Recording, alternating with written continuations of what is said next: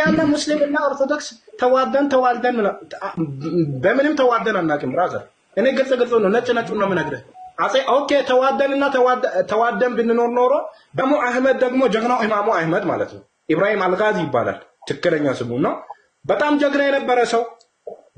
ጀግና የነበረ ሰው ሙስሊሙን ለመቆራመት የመጡትን ሰዎች በጀግንነቱ አፈር ድሜ አስበልቶ 24000 ምናምን ወታደር ይዞ 250,000 የአጼ ልብነ ድንግልን ወታደር አፈር ከድሜ አስበልቶ እስካሁን ድረስ እንዲታለቅሱ አድርጓል። በጣም ጀግና ነው እና ይሄ ነውና ታሪካችሁን ብታውቁ የተሻለ ነው።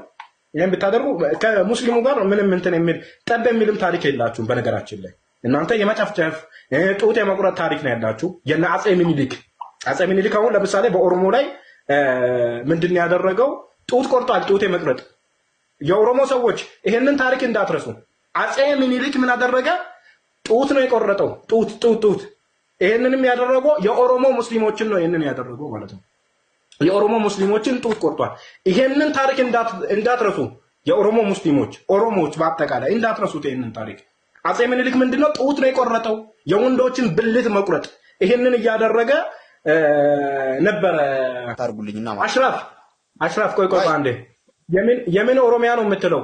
ኦሮሞ ውስጥ ቡና ለመልቀም መምጣትና ኦሮሞ መሆን የተለያዩ ነገሮች ናቸው። እነ እገሌ ቡና ለመልቀም ነው የመጣችሁት፣ ቅርጫችሁን ይዛችሁ ሂዱ። ከዛ ውጪ ኦሮሚያ ውስጥ ቡና ለመልቀም መምጣትና ኦሮሞ መሆን የተለያዩ ነገሮች ናቸው። እንዴ እንደዚህ አይነት ቀልድ አለ? ልቀጥል። ሲጀመር ባለማተብ ኦሮሞ የለም እኛ እስከምናውቀው ድረስ። ኦሮሞ ወይ ሙስሊም ነው ወይ ዋቄ ፈታ ነው።